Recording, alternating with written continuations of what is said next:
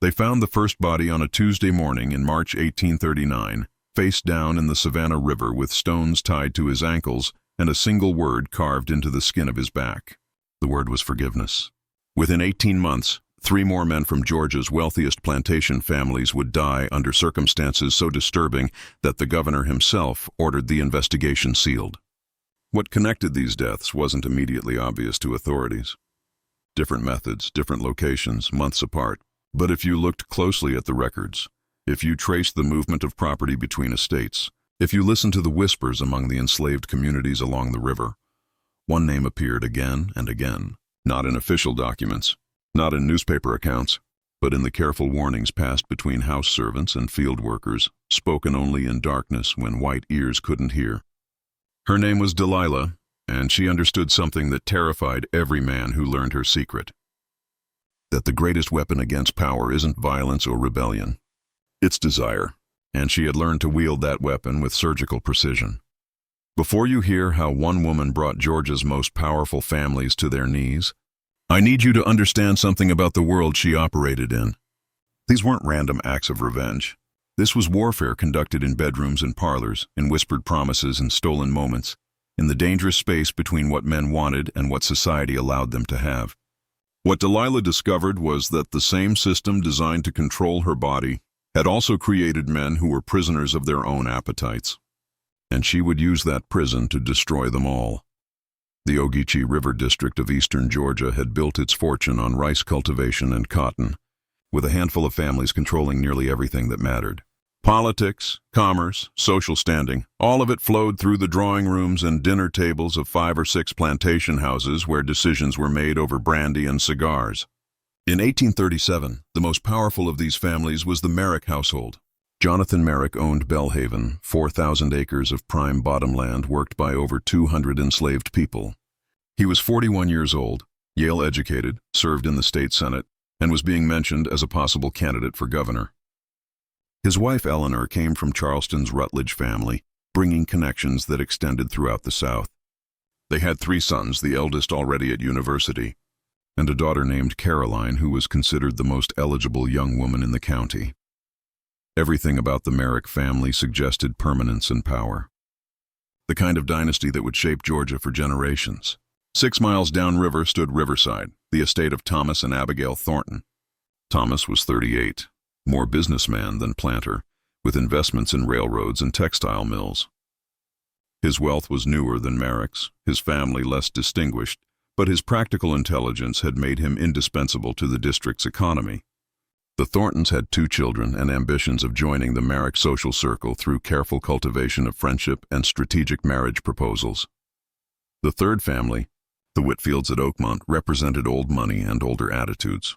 Henry Whitfield was 56, a widower, traditional in his views and rigid in his expectations. His 2 sons managed different aspects of the plantation operations while he maintained absolute control over family decisions. The fourth estate belonged to the Beaumont family, merchants who'd transitioned to planting.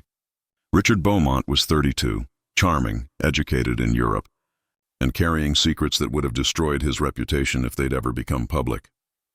Into this carefully balanced world of power and propriety, Delilah arrived in the summer of 1837 as part of an estate settlement. She was listed in the documents as approximately 22 years old, described with unusual specificity. Quadroon appearance, exceptionally handsome features, trained in household service, literate though this was not advertised, and possessed of what the auctioneer carefully termed a refined manner and uncommon grace. The listing also noted something else. That she was being sold by court order from a Savannah estate, and that the sale included a requirement she be taken at least 50 miles from the city. This should have been a warning. When property comes with distance requirements, there's usually a reason. But Jonathan Merrick, who purchased her for $800 to work in his wife's household, didn't ask the right questions. He saw an opportunity to acquire someone who would enhance his wife's social standing. Eleanor needed help managing the increasingly complex social obligations that came with her husband's political rise. A house servant who could read, write, manage correspondence, and present well would be invaluable. Delilah arrived at Belhaven in late June 1837. Eleanor approved immediately. The woman carried herself with unusual composure, spoke with appropriate deference, and demonstrated competence in everything from needlework to French. She was assigned to work directly with Eleanor on household management and social correspondence. For the first months, everything proceeded exactly as expected. Delilah was efficient, discreet, and remarkably skilled at understanding what was needed before being asked. The other house servants accepted her presence. The family came to rely on her judgment. By autumn, she'd become indispensable. What nobody in the Merrick household understood was that Delilah had spent those months doing something else entirely. She'd been studying them. Not their habits or preferences, but their hungers. The things they wanted but couldn't acknowledge. The desires they kept hidden even from themselves. She watched how Jonathan's eyes followed certain women at social gatherings. She noticed how he touched his wife less frequently as his political obligations increased. She observed the tension in Eleanor's shoulders when her husband praised other men's wives. She saw how their eldest son, Edward, home from university, looked at her when he thought no one noticed. Most importantly, she recognized something the Merrick family had spent years pretending didn't exist. That Jonathan Merrick, for all his power and respectability, was desperately lonely in his marriage. That Eleanor had learned to perform affection without feeling it. And that their carefully maintained public image concealed a household where real intimacy had died years ago. This was the weakness Delilah had been searching for. Not financial vulnerability or social insecurity, but something deeper. The gap between what powerful men presented to the world and what they actually felt in the darkness. She'd seen this pattern before in Savannah, in the household where she'd learned her methods, and she knew exactly how to exploit it. The seduction of Jonathan Merrick began not with physical contact, but with understanding. In December 1837, after a particularly frustrating day dealing with legislative opponents, Jonathan sat in his study reviewing correspondence. Delilah entered to bring coffee, and as she set down the tray, she spoke quietly. "You carry too much weight alone, sir. Any man would break under such burdens." Jonathan looked up, surprised. It was an inappropriate comment from a servant, crossing boundaries that were supposed to remain absolute. But something in her voice, a note of genuine concern rather than flattery, made him respond. "The responsibilities of office require sacrifices." She met his eyes for just a moment. "Sacrifices you make, and sacrifices you require of yourself that others don't see." She left before he could respond, but the seed was planted. Over the following weeks, Delilah created opportunities for brief exchanges.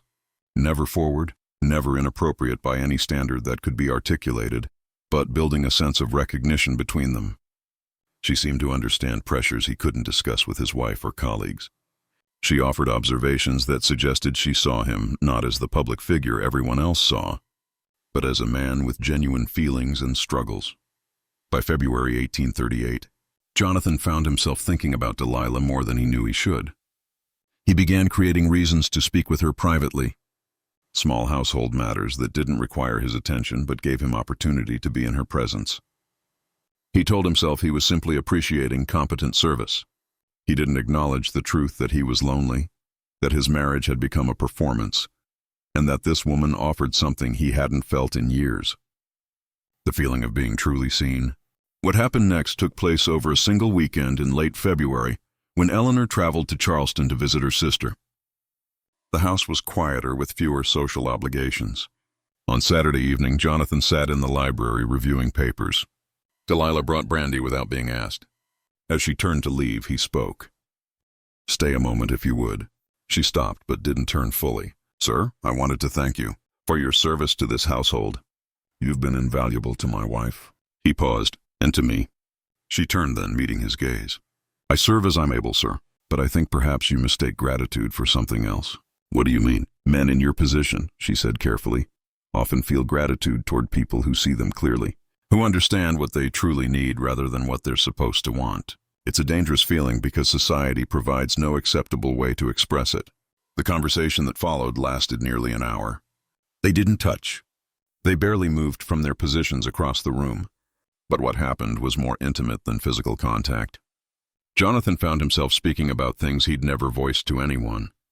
His disappointment in his marriage, his doubts about his political ambitions, his fear that he'd built a life that looked impressive from outside but felt hollow within.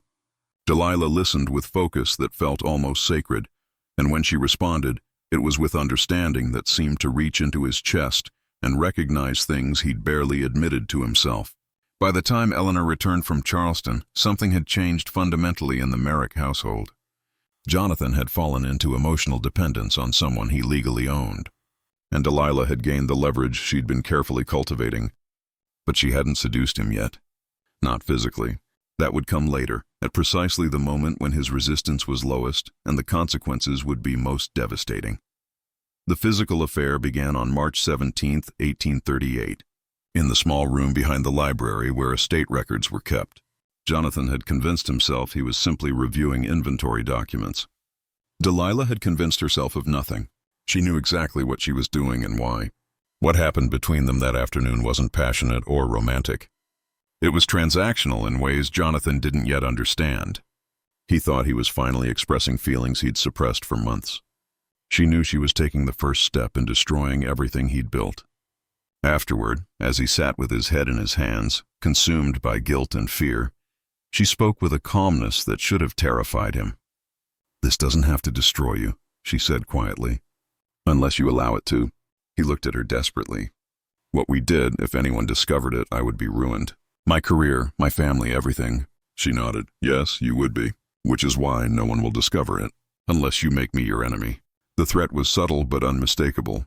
Jonathan had just handed absolute power to someone who'd been legally powerless. And in that moment, their relationship transformed. He was no longer the master and she the slave. He was now the prisoner of his own desire and guilt, and she held the keys to his cage. Over the following weeks, the affair continued with careful discretion. They met in the records room, in the carriage house during evening hours, once in the summer kitchen when the rest of the household slept. Jonathan told himself he couldn't stop, that his feelings were too strong. The truth was simpler and more shameful. He continued because she allowed him to, and he was terrified of what would happen if she chose to end their arrangement on her terms rather than his. Delilah used this time to extract information. She learned about Merrick's business dealings, his political vulnerabilities, his private opinions of other prominent families. She discovered which men owed him favors and which held grudges. She mapped the entire power structure of the district through pillow talk and careful questioning that seemed like natural curiosity rather than intelligence gathering. Most significantly, she learned about Thomas Thornton. Jonathan harbored deep resentment toward the younger man whose practical success made Merrick's political accomplishments seem decorative by comparison. He'd opposed Thornton's railroad investments publicly, while secretly attempting to manipulate the ventures for his own benefit. This information was exactly what Delilah needed. Because Thomas Thornton would be her next target, and she'd need leverage to position herself in his household. The opportunity came in late April when Eleanor mentioned during a social gathering that the Thorntons were seeking a more accomplished house servant. Their current staff was adequate for daily management, but lacked sophistication for the increasingly important social events Abigail was hosting. Eleanor, in a moment of calculated generosity that was really about displaying her own taste and connections, suggested the Thorntons might borrow Delilah for their upcoming dinner party. Jonathan objected privately, but Eleanor was insistent. Lending a servant of Delilah's quality would demonstrate the Merrick family's superior position and generosity. Delilah spent 3 days at Riverside in early May, ostensibly helping prepare for the Thorntons' dinner. In reality, she was conducting reconnaissance. Thomas Thornton was 38, ambitious and carrying his own secret hungers. Abigail was distant in ways that mirrored Eleanor's coldness, but for different reasons. Where Eleanor's distance came from aristocratic conditioning, Abigail's came from disappointment. She'd married Thomas believing his commercial success would translate into social elevation. Instead, she found herself constantly working to compensate for her husband's lack of family connections. The Thornton marriage was a business partnership where both parties felt cheated. Thomas wanted a wife who admired him rather than constantly pushing for more. Abigail wanted a husband who could provide social standing without her constant management. Into this mutual disappointment, Delilah observed and learned. She recognized that Thomas Thornton's vulnerability was different from Jonathan Merrick's. Merrick had wanted to be seen and understood. Thornton wanted to be admired without conditions, to feel successful rather than constantly striving. After the dinner party concluded successfully, Abigail Thornton mentioned to Eleanor how impressive Delilah had been, how the evening had gone more smoothly than any previous event. how having someone of such competence would transform their social standing. Eleanor, playing her role perfectly, suggested an arrangement. The Merricks could loan Delilah to the Thorntons for an extended period, perhaps 6 months, in exchange for certain business considerations Jonathan was seeking from Thomas. The arrangement was proposed as a favor between families. In reality, it was exactly what Delilah had been engineering. She'd demonstrated value to the Thorntons while making her presence at Belhaven increasingly complicated for Jonathan, who was both addicted to their affair and terrified of discovery. The arrangement suited everyone's immediate interests, even as it advanced Delilah's larger plan. She arrived at Riverside in June 1838, and this time her strategy was different. Thomas Thornton wasn't lonely or introspective like Merrick. He was vain and insecure, constantly seeking validation of his worth. Delilah became his mirror, reflecting back an image of himself he desperately wanted to believe was real. She praised his business judgment when Abigail questioned it. She expressed admiration for accomplishments Abigail took for granted. She created moments where Thomas felt like the impressive, successful man he believed he deserved to be seen as. The seduction came faster than it had with Merrick. By July, Thomas was seeking private conversations. By August, he was touching her in ways that crossed boundaries he knew he shouldn't cross. And by September, they were meeting in the office where he managed his commercial correspondence, always late at night when Abigail and the household slept. But Delilah's game with Thornton was more sophisticated than what she'd played with Merrick. She wasn't just gathering information or securing leverage. She was creating a triangle of mutual destruction, because Jonathan Merrick, back at Belhaven, was becoming increasingly unstable without her presence. He wrote letters he shouldn't have written, made visits to Riverside on flimsy pretexts, drank more heavily, and became careless in ways that drew Eleanor's suspicion.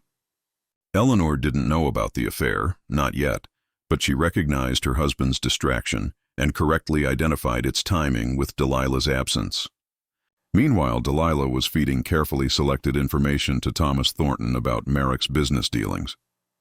True information, verifiable facts, but presented in ways that highlighted Merrick's attempts to undermine Thornton's commercial ventures. She positioned herself as someone who felt obligated to warn him because she'd observed so much during her time at Belhaven. The information she provided was devastating because it was accurate.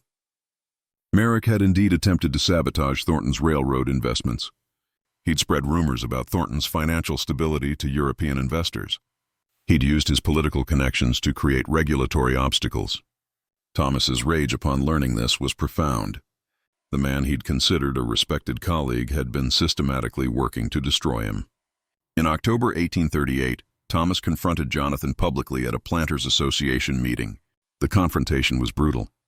Two prominent men descending into open warfare, trading accusations that revealed far more about both their characters than either intended. The scandal consumed the district's attention for weeks, and while everyone watched the Merrick-Thornton conflict unfold, Delilah had already begun working on her third target. Because Henry Whitfield's eldest son, Marcus, had been visiting Riverside frequently on business matters, and Marcus Whitfield had noticed the woman who seemed to understand so much about the district's power dynamics, who carried herself with unusual intelligence, who seemed to see through the pretenses that governed everyone else's interactions. Marcus was 34, unmarried, and carrying his own secret that would destroy his family if revealed. He preferred the company of men in ways that society considered criminal. He'd managed to conceal this through careful performance and strategic friendship with women who helped maintain his cover. When he met Delilah, he recognized immediately that she knew, not through anything obvious, but through the way she spoke with him. Without the performative charm she used with other men. With directness that suggested she understood he didn't want what other men wanted from her. Over several conversations in November, they reached an unspoken agreement. She wouldn't expose what he was, and he would provide her with information about his father's household and business dealings. It was alliance rather than seduction, but it served Delilah's purposes equally well. Through Marcus, she learned about the Whitfield family's complex financial situation, about old debts and older grudges, about vulnerabilities that weren't visible from outside. By December 1838, Delilah had 3 of Georgia's most powerful families in her web. Merrick compromised by their affair and increasingly unstable. Thornton compromised by their affair and consumed by rage at Merrick. and Marcus Whitfield providing intelligence about his own family's weaknesses. The stage was set for the destruction to begin in earnest. But what none of these men understood yet was that Delilah wasn't interested in blackmail or financial gain. Her goals were far more radical than simple revenge or profit. She wanted to prove something that the entire system of slavery depended on denying. That an enslaved woman could be smarter, more strategic, and more powerful than the men who claimed to own her.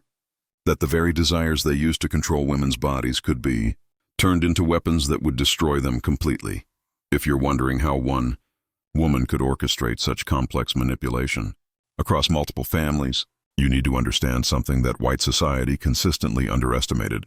The enslaved communities maintained networks of information that moved faster and more accurately than anything white people had access to. Every servant who traveled between plantations carried news. Every field hand who delivered goods to town heard gossip. Every house servant who served at dinner parties gathered intelligence that would never have been shared if white families had acknowledged that enslaved people were listening, understanding, and remembering everything. Delilah had spent years building relationships within these networks. She knew which servants could be trusted, which harbored their own grievances, which wanted to see the powerful families brought low. She cultivated sources at every estate, in town businesses, even in the courthouse where she'd befriended the enslaved man who cleaned the offices and had access to legal documents. This network gave her information that seemed impossible for a house servant to possess. But it wasn't magic or supernatural ability. It was simply the accumulated intelligence of hundreds of people who'd learned to move invisibly through white spaces while watching everything and forgetting nothing. The first death happened on March 12, 1839. Thomas Thornton's body was found in the Savannah River with stones tied to his ankles and the word forgiveness carved into his back. The discovery sent shockwaves through the district. Thornton had been missing for 3 days before a fisherman spotted the body caught in tree roots near the shore. Sheriff William Dacey investigated immediately. The wound suggested Thornton had been killed elsewhere, then transported to the river. The stones indicated premeditation. The carved word suggested religious or philosophical motivation that made no sense in context of a robbery or simple murder. Most disturbing was the physical evidence. Thornton had been tortured before death.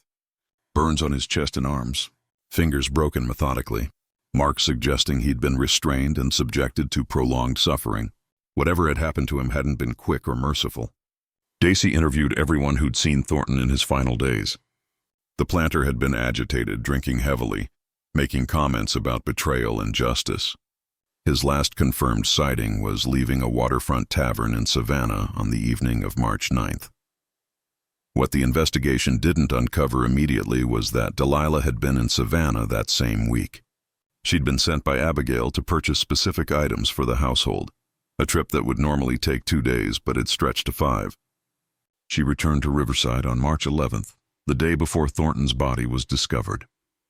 When Abigail asked about the delay, Delilah explained there had been difficulties finding the specific fabrics requested, requiring visits to multiple merchants. Abigail accepted this explanation. She had no reason to suspect that her husband's murder had any connection to her house servant. The funeral was massive, attended by everyone of importance in the district. Jonathan Merrick delivered a eulogy praising Thornton's business acumen while privately feeling relief that his enemy was gone. Abigail Thornton performed grief appropriately while calculating how she would manage the estate alone. And Delilah watched it all with the same calm efficiency she brought to every task, her face showing appropriate sorrow while inside she felt only cold satisfaction. 1 down, 3 to go. The investigation into Thomas Thornton's murder consumed Sheriff Dacey for months. He interviewed over 60 people, examined financial records, pursued theories about business rivals and disgruntled associates. What he couldn't find was motive that explained the torture and the carved word. Forgiveness. If this was revenge, who was forgiving whom? If this was a message, who was meant to receive it? The answer would have required Dacey to understand something about Delilah's philosophy that no white man in Georgia was prepared to comprehend. That she saw herself as an instrument of divine justice. That the men she destroyed weren't random targets but specific sinners who embodied everything evil about the system that enslaved her. And that the word carved into Thornton's flesh wasn't asking for forgiveness. It was offering it. Because in Delilah's twisted theology, She was liberating these men from their sins through death. She was forgiving them for what they'd done to her and to countless others. And then she was sending them to face whatever judgment awaited beyond this world. While Dacey searched for a killer who matched none of his assumptions, Delilah had already begun the final phase of Jonathan Merrick's destruction. She returned to Belhaven in April 1839, her loan period to the Thorntons concluded by Thornton's death and Abigail's need to manage estate affairs personally. Eleanor welcomed her back, noting her husband's improved mood upon Delilah's return. What Eleanor didn't see was the desperation in Jonathan's eyes when he looked at Delilah, or the way his hands shook when they spoke privately. Jonathan had spent months consumed by obsession. He'd written letters he'd never sent. He'd made late-night visits to Riverside that had nearly exposed their affair. He'd become dependent on her presence in ways that terrified him even as he couldn't stop himself. When Delilah returned, he was like an addict finally getting what he'd been craving.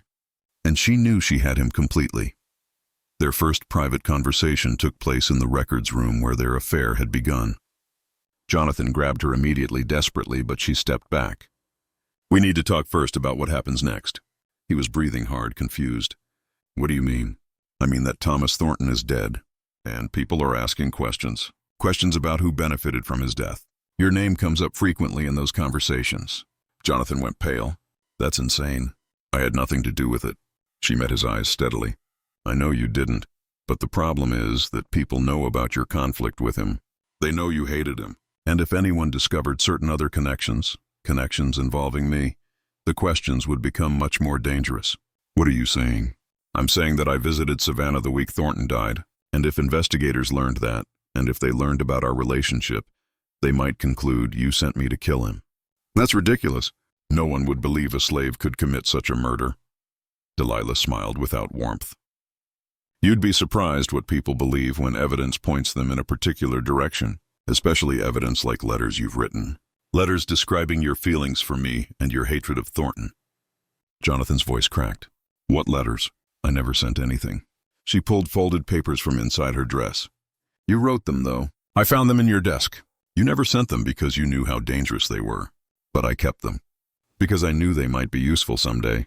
The betrayal hit Jonathan like a physical blow. "You're blackmailing me." She shook her head. "I'm protecting both of us. As long as we're careful. As long as you help me with certain matters, these letters stay hidden. But if you become my enemy, if you try to send me away or harm me, then circumstances might force me to reveal things neither of us once revealed." Over the following weeks, Jonathan Merrick discovered what it meant to be truly trapped. He couldn't expose Delilah without exposing himself. He couldn't send her away without raising questions about why. And he couldn't stop seeing her because she controlled whether he faced murder accusations. He'd become a prisoner in his own home, controlled by someone who was legally his property. The psychological torture was exquisite. She would arrange their meetings at times he couldn't refuse, then would ask about his political activities, his business dealings, his private thoughts about other families. Every conversation extracted information he didn't want to give but couldn't withhold. She learned about corruption in the state legislature, about illegal land deals, about bribes he'd accepted and favors he'd traded, and she stored all of it away for future use. By June 1839, Jonathan was falling apart. He drank heavily. His hands trembled. His political speeches became rambling and unfocused. Eleanor finally confronted him about his health. His response was to confess everything, not about the murder suspicions or the blackmail, but about the affair. He told Eleanor he'd been intimate with Delilah, that he'd betrayed their marriage, that he was consumed with guilt and needed her forgiveness. Eleanor's reaction wasn't what he expected. She didn't rage or weep. Instead, she went very still and quiet. Her voice when she spoke was ice.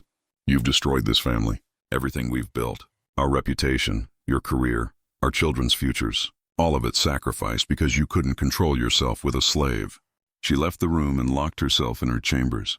For 3 days she refused to see anyone. The household held its breath waiting to see what would happen. What happened was that Eleanor made a decision. She would not allow her husband's weakness to destroy her family. She called for Delilah and dismissed all other servants from the room. The conversation between Eleanor and Delilah was witnessed by no one, but its consequences would become clear very quickly. Eleanor emerged from that meeting with a plan. Delilah would be sold immediately to a trader heading for the deeper south. All evidence of her time at Belhaven would be removed from household records. Jonathan would submit to treatment for his drinking and nervous condition.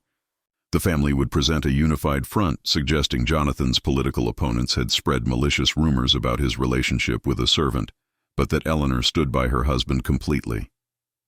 It was damage control, ruthless and practical. And it might have worked if Delilah hadn't been 3 moves ahead. Because while Eleanor thought she was protecting her family, she just made herself complicit in something that would haunt her forever. The trader who purchased Delilah was named Josiah Pruitt, a rough man who moved enslaved people along southern routes for profit. The transaction took place on June 28, 1839. Delilah was taken from Belhaven in chains, loaded into a wagon with 6 other people, and transported toward Alabama. Eleanor watched from her window as the wagon departed. Jonathan was locked in his study, too drunk and too broken to even observe the final removal of the woman who'd destroyed him. The Merrick household began the process of rebuilding its reputation. But 12 days later, everything collapsed. Because on July 10, 1839, Jonathan Merrick's body was found in the Belhaven library. He'd cut his wrists with a razor and bled out over several hours. Beside him was a suicide note confessing to an affair with a house servant, expressing unbearable guilt, and begging God's forgiveness for his sins. Eleanor found him in the morning, and her screams brought the entire household running. The scandal was immediate and catastrophic. Everything Eleanor had tried to prevent came flooding out. The affair became public knowledge. Jonathan's political career was posthumously destroyed. The Merrick family's reputation shattered. Their eldest son Edward returned from university to try managing affairs, but the damage was irreversible. Creditors who'd been patient suddenly demanded payment. Political allies distanced themselves. Social invitations stopped arriving. Within 6 months, Belhaven would be sold to cover debts, and the Merrick family would scatter to various relatives throughout the South, never to recover their former position. But the sheriff's investigation revealed something that troubled William Dacey deeply. The suicide note was in Jonathan's handwriting, but something about it felt wrong. The phrasing was too controlled for a man in suicidal despair. The confessions were too specific, almost like someone had dictated what should be said. Dacey began investigating more carefully. He learned about the loan arrangement sending Delilah to Riverside. He discovered that she'd been in Savannah the week of Thornton's murder. He found servants willing to whisper about observing Delilah and Jonathan in private conversations that seemed inappropriate. A pattern emerged that pointed toward a possibility Dacey found almost unbelievable. That an enslaved woman had deliberately seduced Jonathan Merrick, used the affair to blackmail him, driven him to suicide, and somehow was also connected to Thomas Thornton's murder. Dacey sent word to authorities in Alabama to locate Josiah Pruitt's wagon and secure Delilah for questioning. But when Alabama law enforcement found Pruitt in late July, they discovered something disturbing. Delilah had escaped. 3 days into the journey, she'd somehow freed herself from her restraints during the night, disappeared into darkness, and vanished completely. Pruitt had filed reports but hadn't pursued her aggressively. Losing one slave was a business expense he could absorb, and something about the woman had made him nervous. He was almost relieved she was gone. Dacey now had 2 murders, or 1 murder and 1 suspicious suicide connected to a woman who'd disappeared. He issued notices throughout Georgia, Alabama, and South Carolina describing Delilah and requesting her capture for questioning. But finding one woman among thousands of enslaved people moving through the South was nearly impossible, especially when that woman was intelligent, careful, and had spent years building networks that could hide her. The investigation stalled. Summer turned to fall, and Dacey began to think Delilah might never be found. He didn't know that she hadn't escaped at all, that her disappearance from Pruitt's wagon had been staged with the trader's unwilling cooperation, that she'd paid him with information about other traders' routes that was worth far more than her purchase price, and that she was currently living under a different name in Savannah, working as a free woman of color in a boarding house while she planned her next move. Because Delilah wasn't finished. She had 2 more families to destroy, and the chaos she'd already created would make her final acts easier to accomplish. In the world that exists here at the Sealed Room, we dig into the stories that others are afraid to tell, the ones that reveal uncomfortable truths about our history and the people who shaped it in ways no one expected. If you're captivated by what you're hearing, Make sure you subscribe and hit that notification bell. These hidden chapters of American history deserve to be remembered, and your support helps us keep bringing them to light. Now let's discover how Delilah would finish what she started. Marcus Whitfield had been watching the destruction of the Merrick and Thornton families with growing unease. He knew Delilah was connected to both disasters, though he couldn't prove how.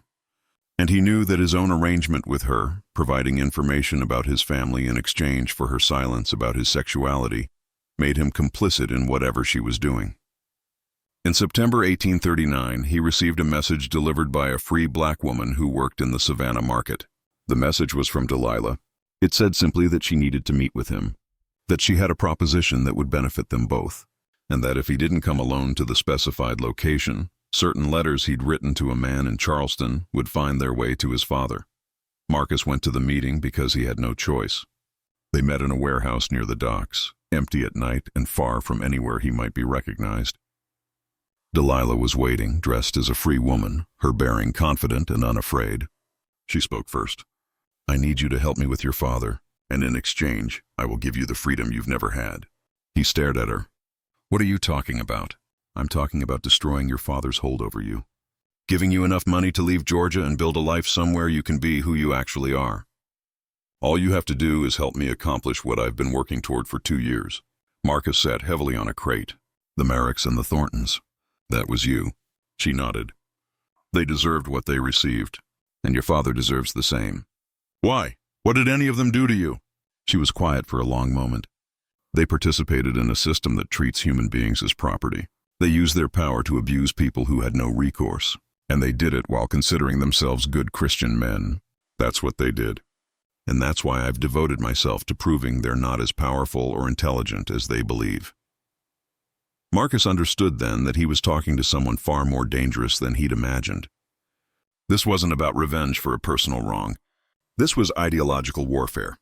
"But what do you need from me?" "Information about your father's business dealings, access to his study for 1 hour, and your cooperation in staging an incident that will destroy his credibility." "What kind of incident?" "The kind that will expose him as the hypocrite he is. Your father presents himself as a pillar of Christian virtue. I intend to reveal otherwise." Marcus should have refused. He should have gone immediately to the sheriff and reported everything. But Delilah was offering him something he'd wanted his entire life. Escape from Georgia, from his father's control, from the constant fear of exposure. And so he agreed. Over the following weeks, Marcus provided Delilah with detailed information about Henry Whitfield's finances. He learned that his father had been secretly borrowing money at high interest to maintain the appearance of prosperity. That Oakmont was actually deeply in debt. That Henry had been embezzling from his own son's inheritance to cover losses. This information was valuable, but Delilah needed more. She needed evidence that would destroy Henry not just financially but morally. And Marcus, hating himself but unable to stop, gave her the key to finding it. In October 1839, Marcus arranged for his father to be called away from Oakmont on urgent business. While Henry was gone, Delilah entered the estate through a back entrance Marcus left unlocked. She went directly to Henry's private study and spent exactly 1 hour searching through locked drawers and hidden compartments. What she found exceeded her expectations. Henry Whitfield had been keeping a journal for over 20 years. In it, he documented not just business affairs, but personal confessions that would destroy him. Affairs with enslaved women that had produced children he'd sold away to avoid scandal. Brutal punishments he'd inflicted on field workers for minor infractions. His role in helping other planters conceal crimes ranging from rape to murder. It was a confession of sins so comprehensive that Delilah almost couldn't believe he'd been foolish enough to write it down. But she understood the psychology. Powerful men often needed to document their power, even their crimes, as proof of their importance. She took the journal and replaced it with a different book of similar appearance. Unless Henry checked carefully, he wouldn't realize it was missing for some time. Then she left exactly as she'd entered, and Marcus locked the door behind her. The next phase required patience. Delilah spent weeks studying the journal, understanding Henry's vulnerabilities and identifying the perfect way to use what she'd learned. In November, she arranged through intermediaries for copies of specific pages to be sent to different people. Pages documenting affairs were sent to the wives of planters Henry considered allies. Pages describing illegal business dealings went to his creditors. Pages confessing to his role in concealing a murder were sent to Sheriff Dacey. Each recipient received just enough to understand Henry Whitfield was not the man he pretended to be. The reaction was slower than the immediate scandals that had consumed the Merricks and Thorntons, but more comprehensive. Henry's wife Constance confronted him about the affairs, then left Oakmont and returned to her family in Virginia. His business associates began demanding immediate payment of debts, no longer willing to extend credit to someone whose journal revealed his contempt for them. And Dacey, reading confessions of criminal conspiracy, initiated a formal investigation. By December 1839, Henry Whitfield was besieged on all sides. His family was fracturing, his finances were collapsing, and he was facing potential criminal charges. Marcus watched his father's destruction with complicated feelings. Relief at finally being free of the man's control, guilt at his own role in the collapse, and growing fear about what Delilah would do next. Because he'd come to understand that she never stopped halfway. She completed what she started.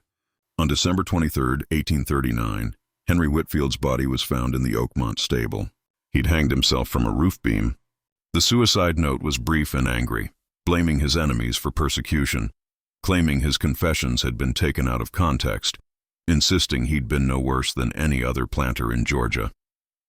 It was defiant rather than remorseful, exactly the kind of note Henry would write. But Dacey, examining the scene, found small details that troubled him. Scuff marks on the floor that suggested struggle, bruising on Henry's arms that seemed inconsistent with suicide. And most significantly, the rope had been tied with a specific knot that Henry, who'd never worked with ships or sailing, was unlikely to know. Dacey was now convinced he was dealing with a killer of extraordinary sophistication. Someone who could make murders look like suicides or accidents. Someone who understood human psychology well enough to forge notes that seemed genuine. Someone who moved invisibly through society while orchestrating destruction. And he was now certain that someone was Delilah. But knowing who was responsible and proving it under law were entirely different challenges. Especially when the suspect had vanished and when acknowledging her capabilities required admitting that an enslaved woman had outsmarted Georgia's most powerful families. Dacey made a decision. He would find Delilah whatever it took. And when he did, he would ensure she faced justice even if it required changing how justice worked. Sheriff William Dacey's investigation entered a new phase in January 1840. He was no longer simply trying to solve murders. He was trying to capture someone who'd become almost mythical in his mind. A woman who could seduce powerful men, extract their secrets, drive them to destruction, and disappear without leaving evidence that would hold up in any court. He began approaching the case differently, focusing not on the crimes themselves, but on Delilah's patterns. Where did she go between families? How did she maintain her networks? Who helped her move through society? The breakthrough came from an unexpected source. A free black seamstress named Ruth who worked in Savannah approached Dacey voluntarily in February. She was terrified but felt compelled to speak. Ruth had been helping Delilah by providing safe housing and false identity papers. She'd done it originally because Delilah had helped her sister escape from a brutal owner years earlier. But Ruth had come to fear the woman she was harboring. She's not just seeking revenge, Ruth told Dacey quietly. She's trying to prove something. That she's smarter than all of you. That your whole system is built on lies about who's intelligent and who's not. And she won't stop until she's made her point completely. How many more families does she intend to target? Ruth's answer chilled him. She mentioned 4 families specifically. The Merricks, the Thorntons, the Whitfields, and the Beaumonts. She's finished with 3. Richard Beaumont is next. Dacey knew Beaumont, the charming young planter with European education and progressive views on modernizing agriculture. What vulnerability could Delilah possibly exploit there? Ruth's answer was devastating. Mr. Beaumont has secrets that would destroy him if they became public. Secrets about his time in Europe. About why he really left France so suddenly. About what he did to a young woman in Paris that resulted in her death and his need to flee before authorities could charge him. Dacey realized immediately that if Delilah knew this information, she had Beaumont completely in her power. He sent deputies to Beaumont's estate immediately with orders to secure the property and question the household staff. But they arrived too late. Richard Beaumont had already made contact with Delilah. Or more accurately, she'd made contact with him.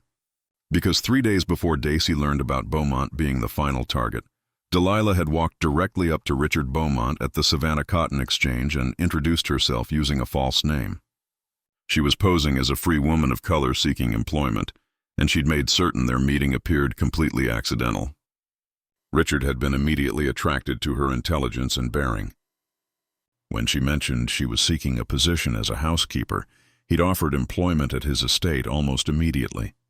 His wife had died the previous year from fever, and he'd been managing the household through servants who lacked refinement. This woman seemed perfect for his needs. Delilah arrived at the Beaumont estate on February 12, 1840, as a hired employee rather than enslaved property. Richard had no idea who she really was, no connection between this refined free woman and the slave who'd destroyed 3 other families. She spent the first week simply observing and managing household affairs with impressive competence. Richard found himself drawn to conversations with her. She was educated, well-spoken, and unlike the provincial women he'd met since returning to Georgia. On February 20th, during a private conversation in his study, Delilah dropped her pretense. "Mr. Beaumont, I think we should be honest with each other about who we really are." He looked confused. "I don't understand what you mean." "My name is not Martha Freeman. It's Delilah, and I know exactly what happened in Paris in 1835 with Gabrielle Marchand." The color drained from Richard's face.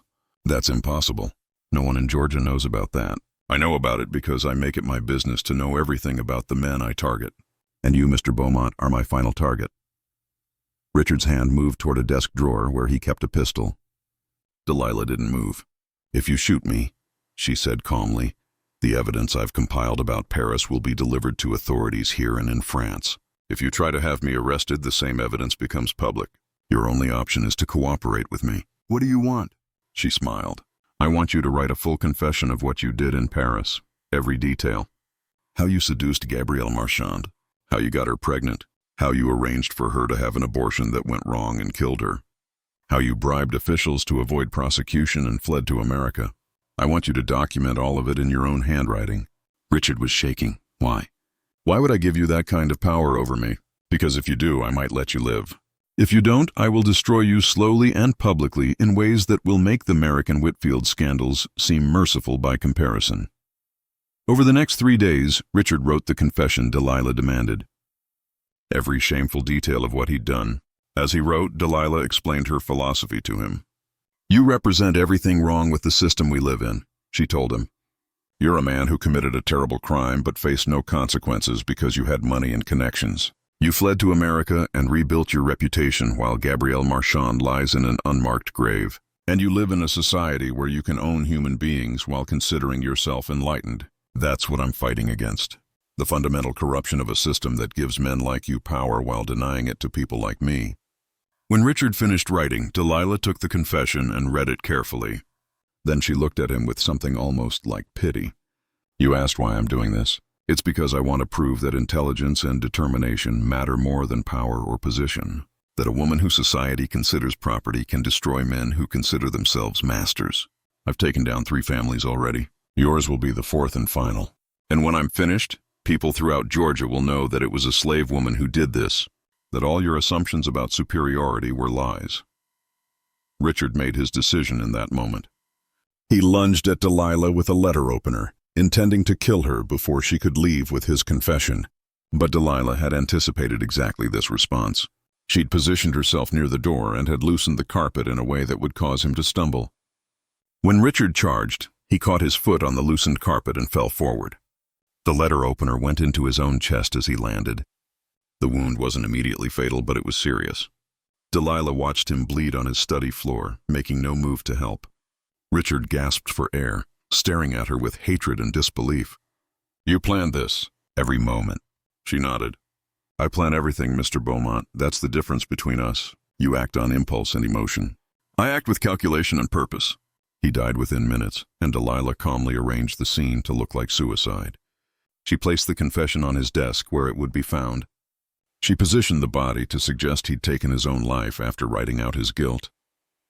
And then she left exactly as she'd arrived, walking out the front door like any employee ending their day's work. She was 3 miles from the estate when Dacey's deputies arrived. They found Richard Beaumont's body and his confession, which detailed crimes committed in France but said nothing about Delilah or events in Georgia. The death was ruled suicide by a man consumed with guilt over past actions. But Dacey, when he examined the scene later that day, knew immediately it was murder. He'd learned enough about Delilah's methods to recognize her work. The careful staging, the psychological manipulation leading to a death that looked self-inflicted, the confession that explained motive while concealing the real story. Dacey issued new warrants for Delilah's arrest, this time specifying 4 counts of murder. He offered substantial rewards for information leading to her capture, and he sent notices to law enforcement throughout the South describing her and warning that she was exceptionally dangerous. But Delilah had vanished again. She'd left Savannah hours after Beaumont's death, traveling with false papers that identified her as a free woman heading to Charleston. From Charleston, the trail went cold. Some reports placed her in North Carolina. Others suggested she'd gone west toward Tennessee. A few claimed she'd boarded a ship heading north to free states. The truth was that Delilah had done something none of them expected. She'd returned to the one place no one would think to look. She'd gone back to Belhaven, the Merrick estate that had been sold after Jonathan's death. The new owner was a businessman from Charleston who'd purchased the property at a significant discount due to its scandal-tainted history. He was attempting to restore the estate's reputation and needed experienced household staff. Delilah, using another false identity, presented herself as a free woman with references from several families, references she'd forged with the same meticulous care she brought to everything. She was hired immediately and began working at the very estate where her campaign of destruction had begun 3 years earlier. It was a calculated risk, but Delilah understood human psychology. People would search for her everywhere except the places she'd already been. They would assume she'd fled far from Georgia, not returned to the scene of her earliest triumph. She lived and worked at Belhaven for 6 months, managing the household efficiently while maintaining her false identity. She listened to gossip about the murders and disappearance. She heard theories about where Delilah had gone and what her true motivations had been. And she waited patiently for the right moment to complete her plan. Because Delilah's ultimate goal wasn't just destroying 4 families. It was ensuring that her story would be known and understood. That history would remember what she'd done and why. In August 1840, she approached a Savannah newspaper editor named Thomas Whitmore through an intermediary. She offered him an exclusive account of the murders that had terrified Georgia's planter class for 2 years. The real story told from the perspective of the woman who'd orchestrated everything. Whitmore was skeptical initially, but the intermediary provided details that could only have come from someone intimately involved. Specific information about the Merrick affair that had never been made public. Exact descriptions of evidence from the Whitfield case that only the killer would know. Whitmore agreed to meet with the source, with guarantees of anonymity and safety during the interview. The meeting took place in September 1840 in a private room at a boarding house in Savannah. Delilah arrived wearing a veil and speaking in careful, measured tones. She spent 4 hours telling Whitmore everything.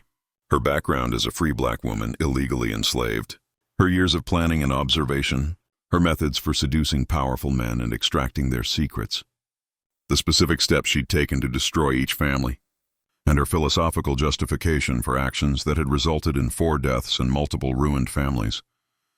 Whitmore filled dozens of pages with notes, occasionally asking questions, but mostly just listening in growing astonishment. When she finished, he had one question. "Why are you telling me this now? Why risk exposure?" "Because I want people to know the truth," she answered. "I want the historical record to show that an enslaved woman outsmarted Georgia's most powerful families. That all your society's assumptions about intelligence and capability based on race and status are lies. I want future generations to understand that slavery contained within it the seeds of its own destruction, because you cannot keep intelligent people in bondage and expect them not to use their intelligence against you." What happened next would become one of the most controversial publishing decisions in Georgia history. Whitmore wrote a series of articles based on Delilah's confession. He titled them, "The Confessions of a Murderess: How One Woman Destroyed Georgia's Elite." The articles detailed everything she'd told him, presenting her actions not as random violence, but as calculated warfare against the institution of slavery. The Savannah Morning Chronicle published the first article on October 1st, 1840. The reaction was immediate and explosive. Some readers insisted the articles must be fabrication, that no slave woman could have done what was described.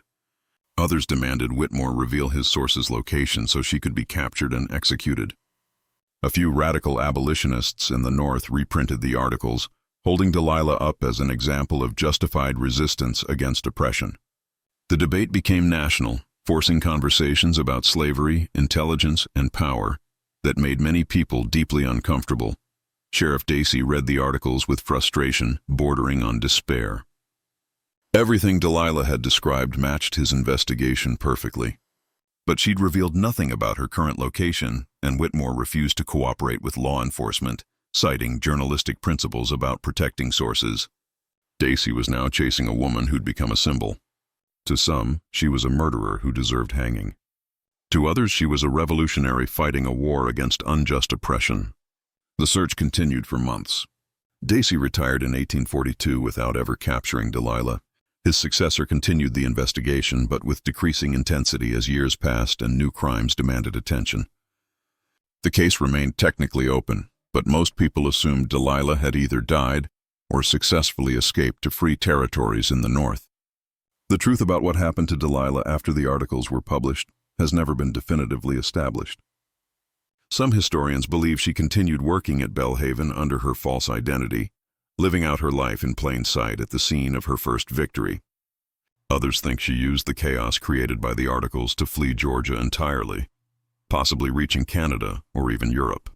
A few pieces of evidence suggest intriguing possibilities. In 1843, a woman matching Delilah's description was reported living in Philadelphia, working as a paid lecturer for abolitionist societies and telling audiences about her experiences. In 1847, someone using one of Delilah's known false names purchased passage on a ship to Liberia. And in 1851, a memoir was published anonymously in London titled Confessions of a Georgia Slave, containing details that closely matched the newspaper articles but with additional philosophical reflections on slavery, power, and resistance. Whether any of these women were actually Delilah or whether she met a different fate entirely remains unknown. What is certain is the legacy she left behind. The four families she targeted never recovered their former positions. The Merrick children scattered throughout the South, never achieving the prominence their father had sought. Abigail Thornton remarried but lived quietly, never speaking publicly about her husband's death. Marcus Whitfield used money he'd hidden from his father's estate to move to California in 1849, where he lived under an assumed name and was never connected to the Georgia scandals. The Beaumont estate was sold to cover Richard's debts, and his crimes in Paris were eventually prosecuted posthumously by French authorities seeking symbolic justice for Gabrielle Marchand. But beyond individual family destruction, Delilah's actions had broader impact on Georgia society. Planters became more cautious about which enslaved people they brought into intimate household positions. There was increased paranoia about servants gathering information and maintaining communication networks. Some families went so far as to deliberately separate skilled slaves from each other to prevent the kind of intelligence sharing that had enabled Delilah's operations. The legal system struggled to address what she'd done. Her crimes didn't fit existing categories. She'd killed people, but proving murder when deaths looked like suicide or accident was nearly impossible. She'd manipulated and blackmailed, but those weren't recognized crimes when committed by enslaved people who were legally considered property without agency. The contradictions exposed by her case contributed to growing debates about how law should address slave crimes, debates that would intensify throughout the 1840s and 1850s. Some scholars argue that Delilah's story, widely circulated through the newspaper articles and various retellings, contributed to increased anxiety among Southern whites about the reliability and loyalty of enslaved people. The idea that someone could pretend submission while planning destruction, that intelligence and education in slaves could be weapons rather than benefits, challenged fundamental assumptions that held the system together. In that sense, Delilah achieved part of her stated goal. She forced recognition that enslaved people were fully human, capable of sophisticated thought and strategic action, even if that recognition came wrapped in fear rather than justice. The psychological impact on men who read her confessions was profound. She'd exposed the vulnerability of male power by demonstrating how sexual desire and emotional need could be manipulated by women they considered beneath them. The seduction wasn't just physical, it was psychological and strategic, proving that intimate access to powerful men created opportunities for their destruction that no amount of legal or social power could defend against. For women, both enslaved and free, Delilah's story circulated as a kind of dangerous legend. She became a figure who'd use the only weapons available to her, her intelligence and her body, to wage war against a system that denied her humanity. Whether her actions were justified remained subject to intense debate. Some saw her as a righteous avenger fighting against evil. Others viewed her as a murderer who'd let her legitimate grievances justify inexcusable violence. And many recognized that both perspectives contained truth, that Delilah existed in the complicated moral space where oppression and resistance collide. The historical record preserves pieces of her story, but leaves crucial questions unanswered. Was she born free as she claimed, or was that part of a larger mythology she constructed? How many other families might she have targeted before the 4 documented cases? Did she have accomplices who helped with the murders, or did she act entirely alone? And ultimately, what happened to her after 1840? These questions have fascinated historians for over 180 years. The case appears in academic studies of slave resistance, in analyses of gender and power in the antebellum South, and in discussions of how marginalized people navigate systems designed to control them. Delilah represents something that makes many people uncomfortable: the possibility that someone can be simultaneously a victim of injustice and a perpetrator of terrible crimes. That legitimate grievances don't automatically justify violent responses.